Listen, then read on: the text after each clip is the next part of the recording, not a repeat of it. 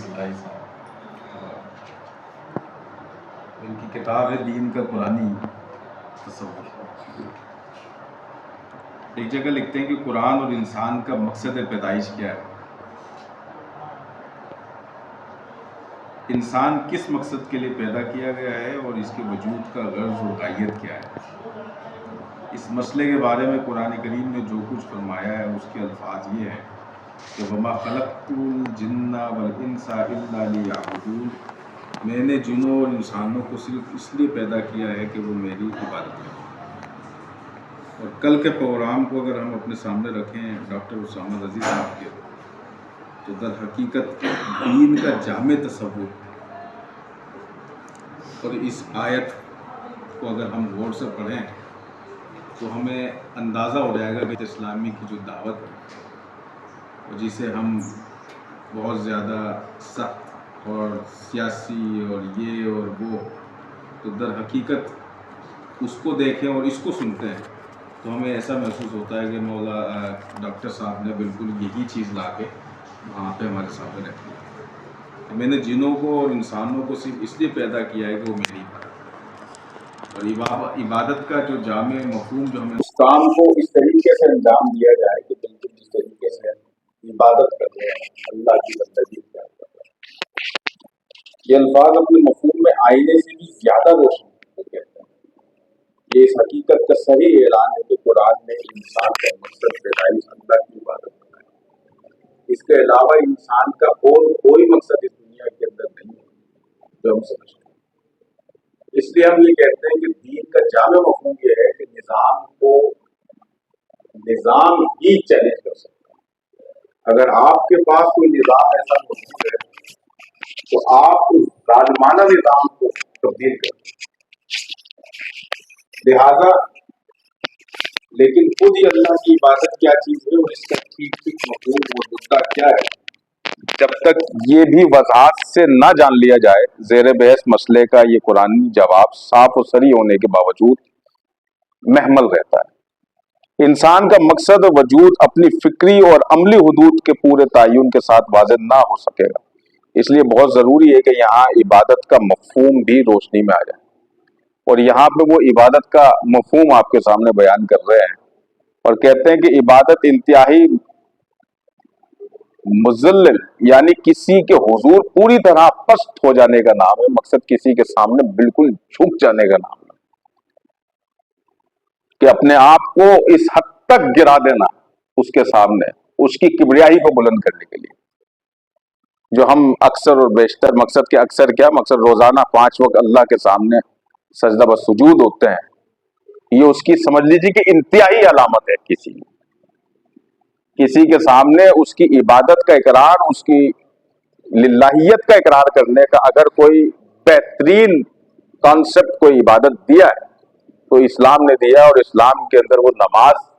اگر ہم دیکھیں تو انسان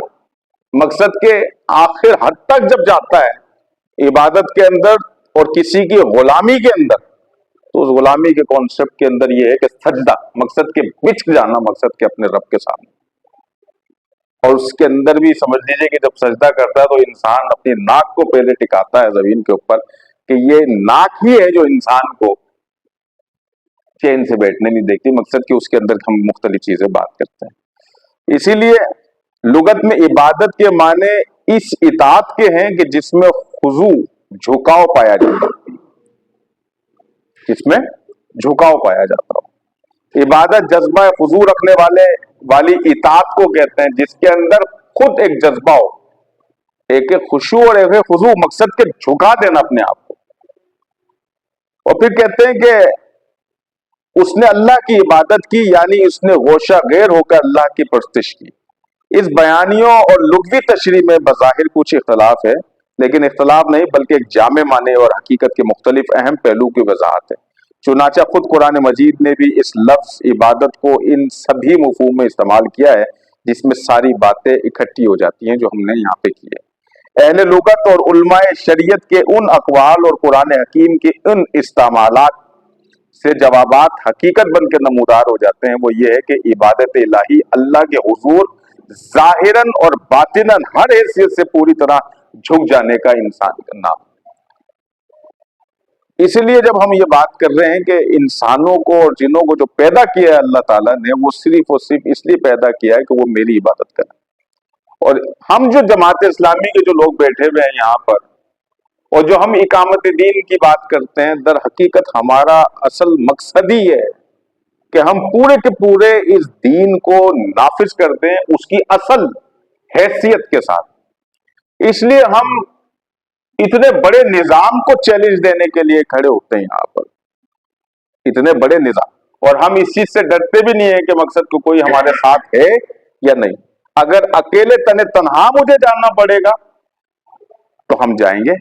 اور بات کریں گے، اس لیے کہ عبادت الہی اللہ کے حضور ظاہراً اور باطناً ہر حیثیت سے پوری طرح جھک جانے کا نام، کیونکہ قرآن نے بھی ظاہری اور باطنی دونوں ہی قسم کا جھکاؤ کو عبادت سے تعبیر کیا ہے، اور اہل لغت علماء شریعت کے اقوال میں بھی آپ ایسا ہی دیکھیں گے۔ لہذا ہمیں معلوم ہے کہ ان اقوال میں خضوع اور تذلل کے الفاظ سے کوئی غلط فہمی ہرگز نہ ہونی چاہیے، کیونکہ خضوع صرف باطن ہی کا جھکاؤ کا نہیں کہتے بلکہ ظاہر کو جھکاؤ کو بھی کہتے ہیں۔ مقصد کہ باطن کا بھی جھکاؤ ہو اور ظاہر کا بھی۔ ہم دیکھتے ہیں نا کہ ہمارے معاشرے کے اندر اکثر اور بیشتر لوگ عبادت تو کرتے ہیں لیکن وہ ظاہری عبادت، ہم کہتے ہیں کہ نہیں یہ عبادت نہیں ہے، یہ منافقت ہے۔ در حقیقت عبادت تو وہ ہے کہ جو آپ ظاہری طور کے اوپر بھی اور باطنی طور کے اوپر بھی اللہ کی حاکمیت کو مانے اور اس کے سامنے جھک جائے۔ در حقیقت وہ مفہوم یہاں پہ پیش کر رہے ہیں وہ، بلکہ ظاہر کو جھکاؤ کو بھی کہتے ہیں اور باطن کو بھی۔ زیادہ صحیح بات تو یہ ہے کہ اس لفظ کو مفہوم میں ظاہری جھکاؤ کا تصور باطنی جھکاؤ کے مقابلے میں غالب ہے، چنانچہ اس کا استعمال قلب اور باطن کے مقابلے میں ہے، مقصد کہ اپنے قلب کو بہتر طریقے سے اس کو پاک کرنے کی کوشش کی جا سکے۔ اسی طریقے سے آگے مختلف چیزیں یہاں پہ بیان کرتے ہیں۔ وہ کہتے ہیں کہ قرآن اور نوع انسانی کی حیثیت کیا ہے۔ وہ کہتے ہیں کہ نوع انسانی کی حیثیت کے بارے میں قرآن حکیم نے جو تصور دیا ہے، اس کی وضاحت اس کے اس بیان سے ہوتی ہے کہ جس وقت انسان پیدا کیا جانے والا تھا، بزم جہاں خالی نہ تھی۔ ایسا نہیں تھا کہ جب انسان کو پیدا کیا جا رہا تھا کہ سب کچھ بھی نہیں تھا، بلکہ وہ بے ارادہ اور با ارادہ، بے اختیار اور با اختیار ہر قسم کی مخلوقات سے بھری ہوئی تھی، حتیٰ کہ ملائکہ جیسی بلند پایا مخلوق وہاں پہ موجود تھی اور اس کی تسبیحات گونج رہی تھی۔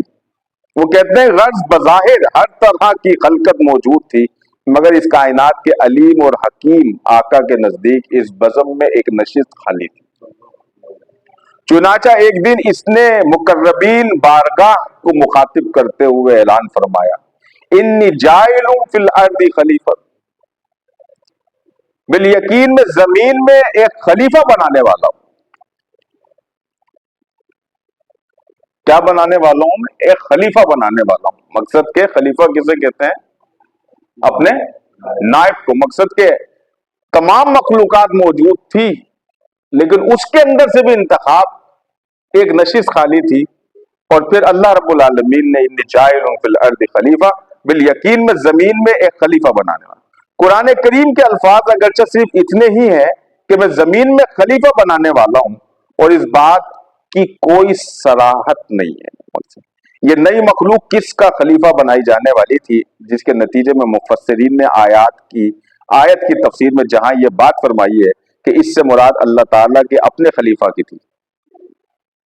وہیں یہ رائے بھی ظاہر کی گئی ہے کہ اس سے مراد جنہوں نے کہ یا کسی عرضی مخلوق کے خلیفہ یعنی جانشین کی تھی، مقصد کہ کوئی ایسا جانشین، یہ بھی لیکن یہ دوسری رائے جس پہلو سے بھی دیکھیے بالکل بے وزن بلکہ لا یعنی معلوم ہو گیا۔ ایک تو کسی پیشرو مخلوق کی جگہ کسی نئی مخلوق کا پیدا کیا جانا کوئی ایسا نہ اور اہم غیر معمولی واقعہ ہرگز نہ تھا۔ اس کے متعلق خالق کائنات اپنے مقربین بارگاہ میں پیشگی اعلان فرماتا ہے،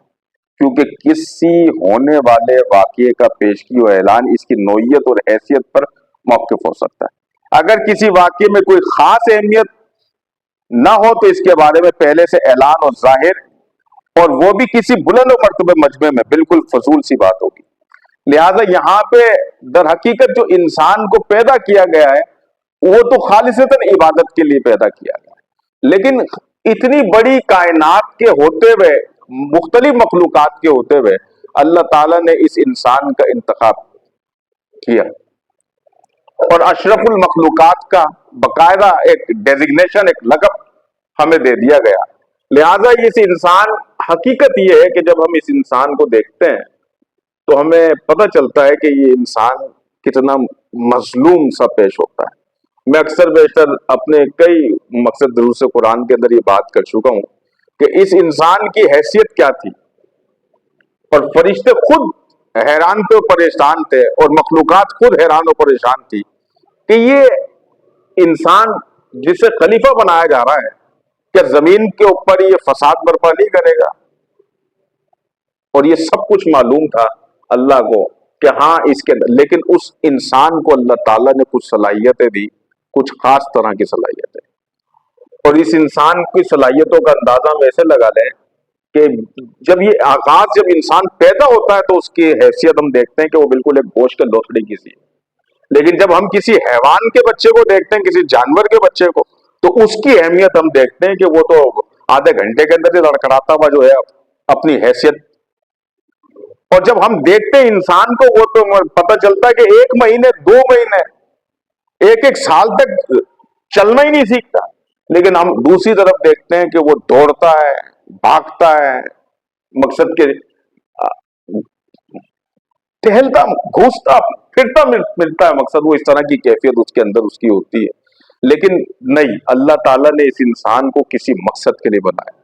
اسی لیے جب ہم دیکھتے ہیں کہ انسان کی زندگی کا مقصد کیا ہے، انسان کی زندگی کا مقصد ہے اس دنیا کے اندر اللہ کی کبریائی کو بلند کرنا،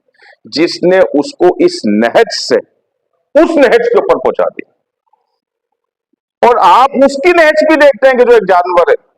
کہ جس کی زندگی کا مقصد صرف کھانا پینا اور اپنی نسل کو بڑھانا اور دوسروں کے لیے چیدہ پھاڑی کا دستہ بن جانا یا اس قربانی کا ذریعہ بن جانا، بس یہ۔ لیکن اس انسان کو جب ہم دیکھتے ہیں تو ہمیں اندازہ ہوتا ہے کہ یار یہ انسان تو بالکل مختلف، کہ یہ ابھی تو یہ رینگتا ہوا نظر آ رہا تھا، 1 سال کے بعد یہ چلنا سیکھتا ہے، 2 سال کے بعد یہ کچھ بولنا سیکھتا ہے، 3 سال کے بعد تو پھر یہ تھوڑا سا دوڑنا سیکھ جاتا ہے، 4 سال کے بعد ہمیں فکر ہونا شروع ہوتی ہے، مقصد کہ اب یہ بولتا نہیں ہے، اب پڑھنے کی طرف جاتا ہے، مقصد یہ انسان ایک مراحل سے گزارا جاتا ہے۔ اس مراحل سے گزارنے کی اصل وجہ کیا ہے؟ انسان کے اندر جو چھپی ہوئی صلاحیت ہے اس کو نکالنا ہے، اور وہ صلاحیت رکھی کس نے؟ انسان کے اندر اللہ نے رکھی ہے، اللہ نے رکھی ہے۔ لہذا جب انسان کے اندر صلاحیت اللہ نے رکھی ہے تو اس صلاحیت کا اظہار اور اس صلاحیت استعمال کس کے لیے ہونی چاہیے؟ وہ صلاحیت استعمال کس کے لیے ہونی چاہیے؟ اللہ کے لیے۔ اور اگر کوئی شخص اس صلاحیتوں سے فائدہ اٹھائے لیکن اس تخلیق کائنات جس نے کی ہے اس کے اگینسٹ جائے، اس کا مطلب یہ ہے کہ وہ ان صلاحیتوں کا استعمال صحیح نہیں کر رہا۔ اس لیے ہم کہتے ہیں نا کہ ہمیں اللہ نے پیدا کیا ہے، اور ہم جو کل ہم گفتگو سن رہے تھے کہ اس کلمے کے معنی کیا ہے، اور جب حلف رکنیت انسان لیتا ہے تو ہم شعوری طور کے اوپر گواہی دیتے ہیں کہ جو ہم نے سیکھا ہے یا جو ہمارے اندر صلاحیت ہے وہ سب کچھ اللہ کی دی ہوئی ہے۔ اس لیے جب ہم دیکھتے ہیں کہ مختلف مراحل کے اندر یہ انسان، جب یہ 5ویں کے اندر ہوتا ہے، 10ویں میں ہوتا ہے، اور پھر یہ انٹر کراس کرتا ہے، اور پھر مقصد کے تعلیم کے مختلف درجوں کے اوپر فائز ہوتا ہے، تو اس کے اندر صلاحیتیں نکل کے آنا شروع ہو جاتی ہے۔ کیا انسان کو پتا تھا یا اسے معلوم تھا کہ یہ انسان اتنا طاقتور ہے کہ یہ باقاعدہ زمین کے اندر سوراخ کر کے جپسم اور کرومائٹ کی دھات نکال دے گا؟ کیا یہ انسان کو معلوم تھا کہ یہ اتنا طاقتور ہے کہ باقاعدہ یہ آئرن نکال کے اس کی شیٹ بنا لے گا، جہاز بنائے گا، اس کو اڑا دے گا؟ مقصد کہ یہ انسان ہی تو ہے کہ جس کے اندر یہ صلاحیتیں کس نے رکھی؟ اللہ نے رکھی۔ اور پھر تم اس رب کو چیلنج کرتے ہو، تمہاری اوقات کیا ہے؟ اگر تم 1 سیکنڈ 2-5 سیکنڈ کے لیے اپنی ناک کو بند کر لو، تمہاری سانس آنا بند ہو جاتی ہے، تو تمہارا پورا جسم، پورا شریر ہل کر رکھ جاتا ہے کہ تمہیں نشانی پتہ نہیں چلتی ہے, کہ تمہیں احساس نہیں ہوتا اس چیز کا. اس لیے ہماری دعوت ہی یہی ہے کہ جو اس پوری کائنات کا مالک ہے, در حقیقت عبادت ہی اس کی ہے. اور قرآن آیا ہی اسی لیے ہے کہ اس انسان کو, اس بکھرے ہوئے انسان کو مکمل کر دے کسی طریقے سے. اس صلاحیت والے انسان کے اندر جو صلاحیتیں چھپی ہوئی اس کو مکمل کر دے, اور اس صلاحیتوں کا استعمال بھرپور طریقے سے وہ کرے. اسی لیے تو ہم کہتے ہیں کہ ہمارے جماعت کا جو کام ہے وہ اقامت دین کا کام, اور ہم کسی ایک سرکل میں نہیں کام کرتے, ہم تمام سرکلز میں کام کرتے ہیں. مزدوروں کے اندر کام کرتے ہیں, کسانوں میں کام کرتے ہیں, دہقانوں کے اندر کام کرتے ہیں, تعلیمی اداروں میں کام کرتے ہیں, وکلا میں کام کرتے ہیں, سائنٹسٹ میں کام کرتے ہیں, انجینئرز کے فورم ہمارے پاس ہے. مقصد کہ ان تمام, اور ہم کہتے ہیں کہ یہ تمام کی تمام صلاحیتیں جو اللہ تعالیٰ نے دی ہے اس نظام کو غالب کرنے کے لیے. کس نظام کو؟ وہ جو قرآن کا نظام ہے, اس نظام کو غالب کرنے کے لیے, جس کے لیے آپ کو باقاعدہ ایک امت ڈکلیئر کر دیا گیا ہے, اور ایک ایسی امت جس سے ہم خیر چاہتے ہیں. لہذا انسان کو چاہیے کہ اس قرآن کو بھی سمجھے اور اس عبادت کے مفہوم کو بھی سمجھے کہ عبادت ہے در حقیقت اللہ کے سامنے جھک جانے کا, اور اس کا جھک جانا ظاہری بھی اور باطنی بھی. اسی لیے ہم معاشرے کے اندر دیکھتے ہیں, ابھی میں افندی زون کے اندر میں موجود تھا تو لوگ کہہ رہے تھے کہ یار لوگوں کو جمع کرتے ہیں, لوگ نکلتے نہیں. مساجد کے اندر اعلان کر دیا کہ پانی نہیں آ رہا ہے, واٹر مقصد کے واٹر سپلائی کا واسا کے حوالے سے نکلی ہے, اعلان کیا, لوگ نہیں نکلتے. مطلب مساجد بھری پڑی ہے نماز کے اندر,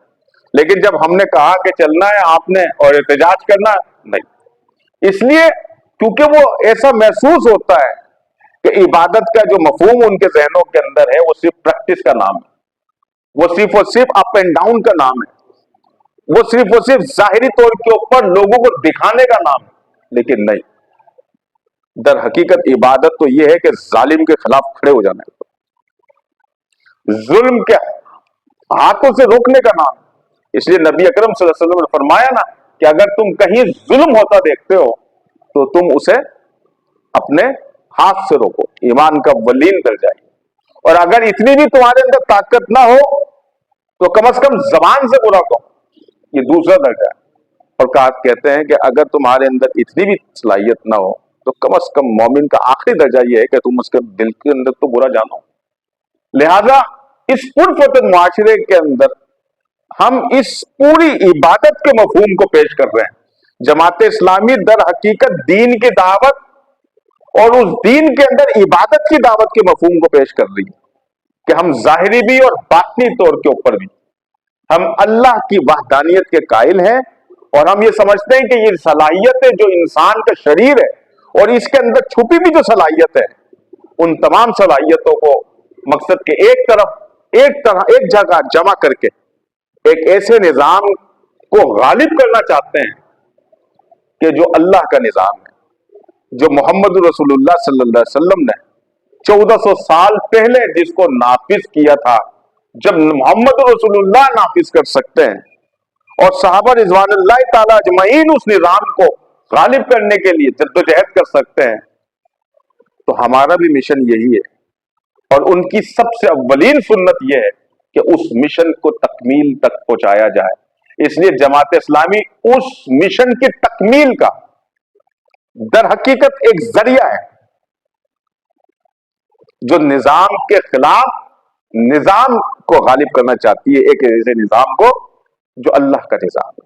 اس لیے ہمیں یہ سمجھنا چاہیے کہ در حقیقت جو ہم کام کرتے ہیں وہ بھی عبادت ہے. چاہے ہم مظاہرے کرتے ہیں وہ بھی عبادت ہے, ہم لوگوں کی خدمت کرتے ہیں وہ بھی عبادت ہے, ہم لوگوں کو نیکی کا حکم دیتے ہیں, برائی سے روکتے ہیں, در حقیقت وہ بھی عبادت ہے. اس لیے ہم عبادت کے ایک وسیع عالمگیر مفہوم کو سامنے رکھتے ہوئے چلتے ہیں جو مولانا سید ابو العالی مودودی رحمۃ اللہ کی صورت کے اندر, ان کی تفہیم کی صورت کے اندر ہم سمجھنے کے اس نہج کے اوپر پہنچے کہ ہم اس کو سمجھیں. اللہ تعالیٰ سے دعا ہے کہ جو کچھ بھی کہا اسے سمجھنے کی توفیق عطا فرمائے. وقولوا قولی ھذا استغفر اللہ لی ولکم.